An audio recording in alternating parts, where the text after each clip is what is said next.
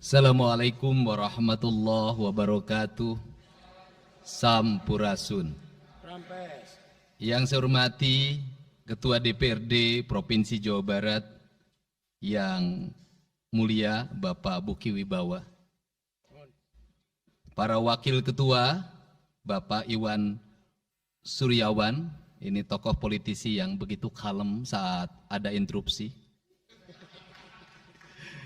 Bapak MK Iswara, ini politisi yang tampan selamanya tapi tidak pernah nakal. Dan tokoh spektakuler kita yang sangat populer di antara politisi DPRD Provinsi Jawa Barat, Bapak Ono Surono. Saya sudah tahu Pak Ono kontrak-kontrak medianya sudah banyak nanti ke depan. Kemudian juga Bapak ini sebentar lagi akan berangkat haji, Bapak Kiai Haji Acep Jamaluddin.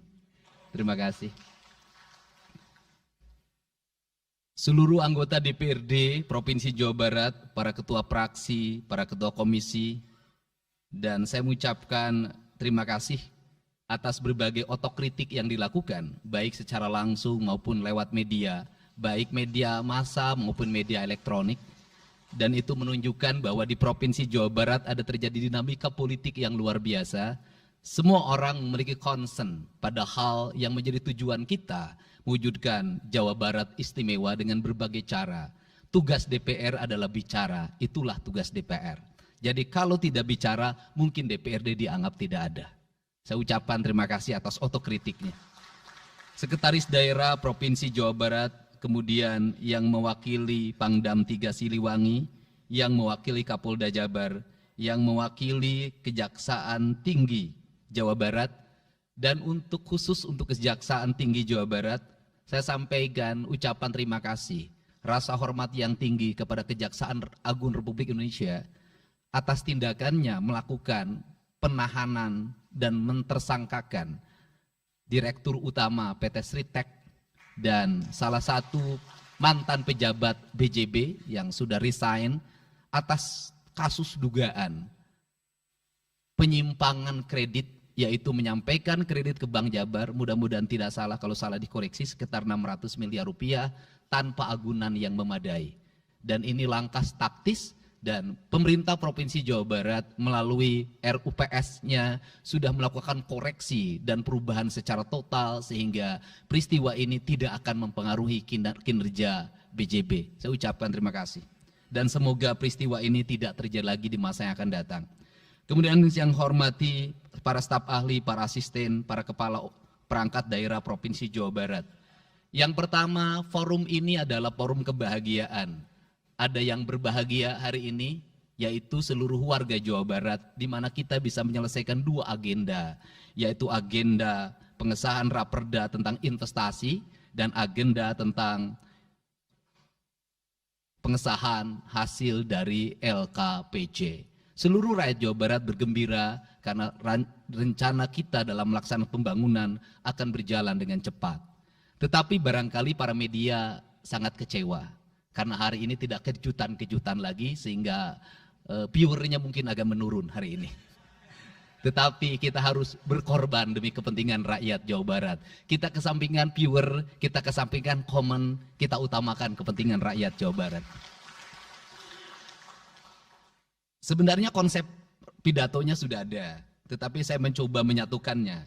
Yang pertama adalah bahwa kita bicara tadi tentang berbagai rekomendasi. Dan rekomendasi itu juga termasuk di dalamnya disahkannya Raperda tentang investasi yang sebentar lagi menjadi perda. Apa sih yang menjadi rekomendasi? Rekomendasi pertama adalah angka kemiskinan yang masih tinggi di Jawa Barat. Tetapi saya usul pada Pak Ketua, ke depan kalau LKPJ sebaiknya para bupati wali kota diundang di seluruh Jawa Barat. Karena Jawa Barat itu pertanggungjawabannya bukan di OPD Jawa Barat. Tetapi seluruh kinerja pembangunan itu ada di Pemkab dan Pemkot serta ada di pemerintah desa. Jawa Barat tidak memiliki rakyat yang terkelola secara langsung karena seluruh pengelolaannya ada di pemerintah kabupaten kota dan pemerintahan desa. Dan saya mohon nanti dipaparkan kemiskinan yang paling tinggi dalam perspektif BPS, dalam perspektif LKPJ dan analisisnya itu di kabupaten mana, bila perlu sampai di desa mana. Kemudian angka investasi tertinggi di kabupaten mana, angka investasi terendah di kabupaten mana, infrastruktur yang berproblem di kabupaten di mana, sehingga semuanya terpetakan dengan baik, sehingga nanti kita bisa mengorkestrasi antara pembangunan Provinsi Jawa Barat, pembangunan kabupaten kota, dan pembangunan desa secara bersama-sama dan berkeadilan. Kemudian yang kedua, bahwa investasi ini menjadi aspek yang utama dalam kinerja pembangunan Provinsi Jawa Barat hari ini. Kenapa? Karena satu, angka kemiskinan kita masih tinggi. Kemudian angka kemiskinan yang tinggi di Indonesia sebenarnya juga dipengaruhi oleh jumlah penduduk yang tinggi. Sehingga persentase kecil menurut Jawa Barat, tetapi menurut nasional menjadi besar. Keberhasilan Indonesia sangat tergantung terhadap kinerja pemerintah Provinsi Jawa Barat, pemerintah kabupaten kota, dan pemerintahan desa. Yang kedua adalah pendidikan. Yang ketiga adalah infrastruktur. Yang keempat, kesehatan. Yang kelima, pengendalian penduduk. Yang keenam adalah pengendalian lingkungan. Kemudian yang ketujuh adalah belanja pemerintah yang masih besar. Belanja tidak langsungnya, yaitu belanja untuk kepentingan pegawai. Yang kedelapan adalah pengelolaan aset. Seluruh rangkaian yang menjadi rekomendasi ini adalah tugas kami untuk meneruskan rekomendasinya. Tetapi yakinlah bahwa apa yang kami lakukan selama ini, langkah-langkah yang seringkali kontroversi, langkah-langkah yang seringkali dianggap one man show, langkah-langkah yang seringkali dianggap terlalu sendiri dan terlalu konten, sesungguhnya adalah langkah-langkah menyelesaikan ini semua. Saya memberikan contoh, kalau saya melakukan operasi terhadap penutupan galian C, penutupan areal-areal pelanggaran terhadap lingkungan, kalau saya mengkoordinasikan terlebih dahulu dengan jajaran saya, bisa jadi operasi saya gagal. Kenapa? Karena begitu rapat, besoknya penambangnya sudah tahu apa yang akan kami lakukan. Sehingga kejutan-kejutan itu dilakukan untuk memberikan efek kejut. Dari efek kejut itu melahirkan viral. Dari viral itu melahirkan atensi yang pada akhirnya hari ini Jawa Barat seluruh penambangan liar bisa diselesaikan secara hukum dan Kapolda memberi atensi yang sangat tinggi. Hari ini Jaksa Agung memberikan perintah kepada Kejaksaan Tinggi untuk melakukan proses pidana bagi siapapun yang melakukan pelanggaran lingkungan dan memberikan kerugian bagi kepentingan masyarakat. Yang kedua, saya sampaikan juga mengenai bagaimana melakukan penanganan terhadap berbagai problem lingkungan yang terjadi, nilai tukar petani yang menurun, kemudian musibah bencana alam yang tidak berhenti.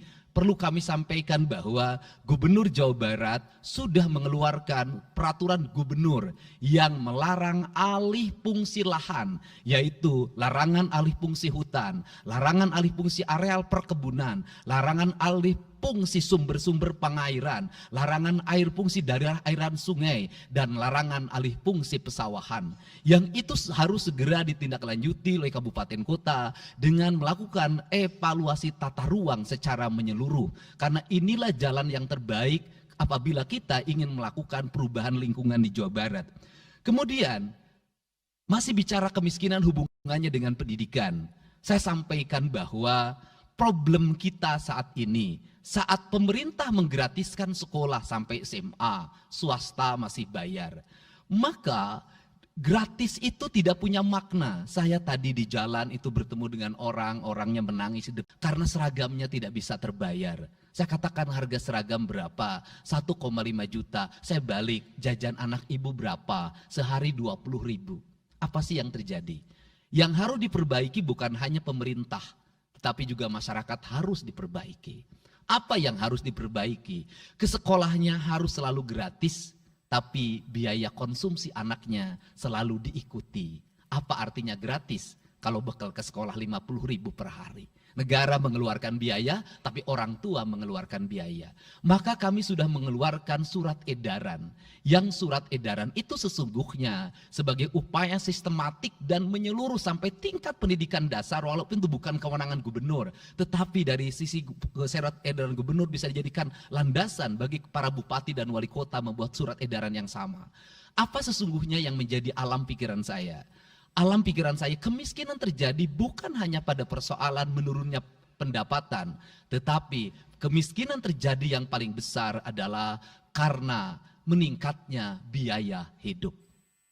Biaya hidup yang tinggi misalnya di sekolah, biaya studi tour, biaya perpisahan, biaya outing kelas, dan berbagai biaya wisudaan, itu adalah biaya yang tinggi dalam pendidikan. Untuk itu apa yang dilakukan oleh orang tua ketika membelanjakan untuk kepentingan itu? Mereka pinjam bank emok, mereka pinjam bank keliling, mereka pinjam bank pinjol, mereka pinjam NBK, dan mereka pinjam bank Pancasila. Menghentikan ini sesungguhnya, saya lagi menghentikan mereka tradisi meminjam uang dalam keadaan terdesak pada para rentenir. Dan ini strategi untuk menurunkan kemiskinan. Kemudian yang berikutnya adalah perhatian ketika rakyat sakit. Maka pemerintah harus cepat hadir menangani. Kenapa? Karena orang bisa jatuh miskin ke dalam jurang yang lebih dalam. Manakala dia sakit tidak ada yang mengobati, BPJS-nya tidak mampu mengcover, biaya untuk ngontrak selama dirawat di Hasan Sadikin tidak punya, biaya untuk makan untuk keseharian tidak ada, sedangkan tulang punggungnya berhenti karena sakit. Ini juga menyebabkan kemiskinan. Kemudian yang berikutnya, kemiskinan terjadi karena rusaknya sumber daya alam, air yang hilang, sumber penghidupan yang hilang, sumber energi yang hilang, sumber protein yang hilang, sumber kalori yang hilang di lingkungan berupa kerusakan lingkungan, itu akan melahirkan kemiskinan. Maka alam yang tertata sesungguhnya adalah bagian dari upaya untuk menjaga kemiskinan. Kemudian yang berikutnya adalah belanja infrastruktur yang harus meningkat, dan itu di belanja sekarang kita sudah melihat. Itu adalah bagian dari menyelesaikan problem kemiskinan. Konektivitas infrastruktur sangat penting dalam menumbuhkan ekonomi, tetapi di balik itu kebudayaan rakyat tidak boleh diberubah. Kenapa? Infrastruktur baik bisa jadi tanahnya dijual karena mahal, pada akhirnya menjadi miskin kembali. Infrastruktur harus seiring dan sejalan dengan kerangka berpikir publik yang mengerti akan hak atas tanah. Kemudian yang berikutnya adalah pengendalian penduduk. Booming penduduk di Jawa Barat relatif besar. Untuk itu harus dibuat berbagai upaya untuk menyelesaikan problem kependudukan. Saya berkali-kali bercerita bagaimana di Majalengka saya bertemu dengan sebuah keluarga yang tinggal di kontrakan, yang ayah dan ibunya tidur ketika jam 11 siang dan anak-anaknya berjualan di alun-alun. Jumlah anaknya 11, dan ketika saya berkunjung ke tempat kontrakannya sudah hamil lagi yang ke-12. Ini problem. Dan itu saya kemudian di Cirebon, saya berkunjung pada sebuah rumah yang listriknya baru dinyalakan lewat program Provinsi Jawa Barat. Rumahnya itu ternyata anaknya sudah 4. Padahal dia baru saja menyelesaikan rumah dari pinjaman senilai 25 juta. Dan itu pun belum selesai dan rumahnya 1 kamar. Ketika keluar dari rumah itu saya bertemu dengan seorang bapak yang meminta kepada saya untuk ber-KB. Anaknya sudah 7. Dia tak mau lagi untuk anak yang ke-8. Saya katakan bahwa jumlah anak sangat identik dengan problem kemiskinan. Betul, kemiskinan tidak akan bisa diselesaikan dengan hanya mengatur kelahiran, tetapi setidaknya pengaturan kelahiran adalah bagian dari untuk menekan angka kemiskinan. Dan yang terakhir adalah dari seluruh rangkaian ini adalah belanja pemerintah harus menjadi stimulus bagi kepentingan masyarakat. Maka jumlah-jumlah proyek harus terus segera digulirkan, digelontorkan menjadi kegiatan publik sehingga banyak orang yang kuli, banyak orang yang nyapu, banyak toko-toko yang buka, semen terjual, besi terbeli, dan kemudian regulasi ekonomi berjalan. Warung-warung bisa menjadi tempat para kuli siang hari makan siang. Dan ini adalah bagian dari strategi stimulus ekonomi yang digulirkan oleh pemerintah itu memiliki sumbangsi terhadap 12% pertumbuhan. Dan yang terakhir adalah investasi. Investasi itu modalnya ada 3. Yang pertama adalah konektivitas infrastruktur, ketersediaan jaringan air bersih Kita jujur hari ini saya sampaikan ke DPRD, banyak perusahaan-perusahaan yang masih menggunakan air bawah tanah tapi tidak berizin. Bayar pajak tidak, jalan terus. Karena kalau dihentikan mereka pabriknya berhenti. Setelah itu apa? Mereka menjadi objek pemerasan beberapa pihak dalam setiap bulan karena dianggap melakukan melanggar perda. Tetapi kalau juga mereka dihentikan, maka pabrik itu berhenti. Dilema itu harus segera diselesaikan. Caranya bagaimana? Caranya adalah pemerintah provinsi melalui Bapeda hari ini harus segera merancang daerah-daerah yang menjadi kawasan industri harus dibangun fasilitas infrastruktur jaringan air bersih dalam bentuk investasi pemerintah sehingga nanti dikoneksikan dengan PAM-PAM atau PDAM di setiap kabupaten kota secara terkoneksi. Dan ini jalan bagi kita menyelamatkan lingkungan dan menorong pertumbuhan PDAM di setiap kabupaten kota. Karena apa? Karena angka pembayaran yang dilakukan oleh industri jauh lebih baik dibanding angka rumah tangga dan angka-angka layanan sosial lainnya. Itu yang pertama. Yang kedua adalah tumbuhnya iklim investasi di mana masyarakat merasa nyaman. Investor merasa nyaman ketika perizinannya cepat. Saya memberitahukan ya bahwa di Indramayu ada pabrik sepatu yang selama 2 tahun tidak mau buka hanya karena perizinan lingkungan hidupnya belum kelar. Saya ngambil langkah pasang badan, lakukan pembangunan karena itu menyerap 8.000 tenaga kerja. Kemudian di Cirebon juga seperti itu, banyak perizinan yang menggantung bertahun-tahun. Hari ini saya janjikan dalam 1 bulan ini seluruh perizinan di Jawa Barat tuntas dan selesai. Dan saya meminta kepala BPM TSP menjadi VR pemerintah Provinsi Jawa Barat untuk senantiasa tiap hari melihat data dan dokumen di setiap kabupaten kota. Mana yang terlambat, mana yang mengalami hambatan. Kemudian yang berikutnya adalah kenyamanan dalam berusaha. Kenyamanan dalam berusaha adalah keterangan para investor. Kepala buruh untuk ini koreksi kegiatan publik sehingga banyak orang yang kuli, banyak orang yang nyapu, banyak toko-toko yang buka, semen terjual, besi terbeli, dan kemudian regulasi ekonomi berjalan. Warung-warung bisa menjadi tempat para kuli siang hari makan siang. Dan ini adalah bagian dari strategi stimulus ekonomi yang digulirkan oleh pemerintah itu memiliki sumbangsi terhadap 12% pertumbuhan. Dan yang terakhir adalah investasi. Investasi itu modalnya ada 3. Yang pertama adalah konektivitas infrastruktur, ketersediaan jaringan air bersih. Kita jujur hari ini saya sampaikan ke DPRD, banyak perusahaan-perusahaan yang masih menggunakan air bawah tanah tapi tidak berizin. Bayar pajak tidak, jalan terus. Karena kalau dihentikan mereka pabriknya berhenti. Setelah itu apa? Mereka menjadi objek pemerasan beberapa pihak dalam setiap bulan karena dianggap melakukan melanggar perda. Tetapi kalau juga mereka dihentikan, maka pabrik itu berhenti. Dilema itu harus segera diselesaikan. Caranya bagaimana? Caranya adalah pemerintah provinsi melalui Bapeda hari ini harus segera merancang daerah-daerah yang menjadi kawasan industri harus dibangun fasilitas infrastruktur jaringan air bersih dalam bentuk investasi pemerintah sehingga nanti dikoneksikan dengan PAM-PAM atau PDAM di setiap kabupaten kota secara terkoneksi. Dan ini jalan bagi kita menyelamatkan lingkungan dan menorong pertumbuhan PDAM di setiap kabupaten kota. Karena apa? Karena angka pembayaran yang dilakukan oleh industri jauh lebih baik dibanding angka rumah tangga dan angka-angka layanan sosial lainnya.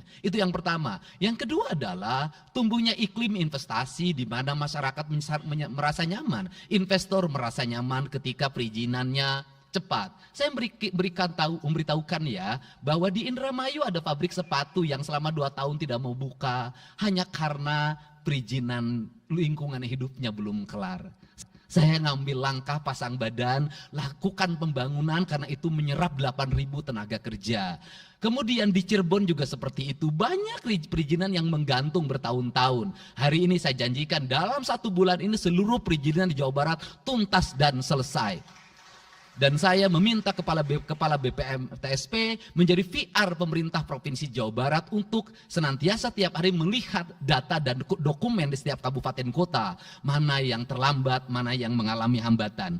Kemudian yang berikutnya adalah kenyamanan dalam berusaha. Kenyamanan dalam berusaha adalah keterangan para investor dan lingkungan masyarakat terhadap berbagai aksi gangguan dari orang yang mengatasnamakan diri preman. Untuk itu hari ini kita cukup bersyukur di Jawa Barat, Peristiwa ini sudah hampir tidak ada. Kapolda kalau dengar ada preman, hari ini turun termasuk ke Garut, dengar ada preman, Kapolda turun. Ini semua stakeholder sudah bergerak dengan baik, layanan investasi sudah berjalan dengan baik, tinggal satu lagi hambatan investasi adalah masyarakat menaikkan harga tanahnya luar biasa. Kasus BYD, kenapa mengalami hambatan sekitar 20 hektar, masih belum terbebaskan? Karena rakyatnya hari ini meminta 3 juta rupiah per meter. Padahal di situ dulu 150.000, itu pun jarang yang beli. Ini problem kita. Apa peran gubernur saya sampaikan? Peran gubernur bukan hanya mendorong bagaimana investasi berjalan melalui mekanisme administratif. Saya sampai turun untuk mijitin orang yang jual agar mau jual. Dan sudah ada beberapa yang berhasil saya rayu, saya dekati dengan harga. Itu pun tidak terlalu rendah, harganya 1,1 juta. Itu sudah paling murah. Ini yang terjadi di Jawa Barat hari ini. Tidak mudah mengelola sebuah wilayah yang begitu luas, tidak mudah mengelola sebuah daerah yang kabupaten kotanya sudah otonom, diperlukan pendekatan-pendekatan seorang ayah pada anak-anaknya. Sehingga hari ini saya di Provinsi Jawa Barat, saya tidak memposisikan gubernur, saya kadang memposisikan menjadi ketua RT, saya kadang memposisikan menjadi ketua RW, saya kadang menjadi kepala Diamin. Untuk itu saya yakin bahwa forum ini adalah forum keberhasilan kita semua. Kita sudah bisa menyelesaikan 2 agenda besar. Semoga ini menjadi kado terindah bagi masyarakat Jawa Barat.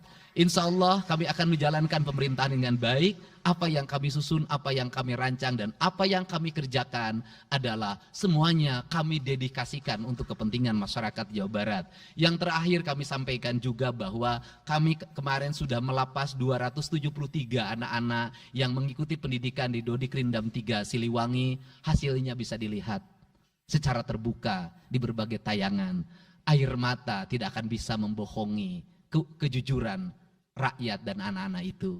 Dan saya sampaikan, hari ini ada 13 orang anak yang tinggal di rumah dinas gubernur. Pada saat yang lain orang tuanya datang menjemputnya, dia menangis. Tak ada satupun orang tuanya yang datang. Seorang menjadi anak yang terbuang. Dan akhirnya saya memutuskan mereka untuk sekolah di Bandung dan tinggal bersama gubernur Jawa Barat. Ini cara kita menyelesaikan. Saya ucapkan terima kasih pada semuanya, semoga kebahagiaan menyertai kita semua.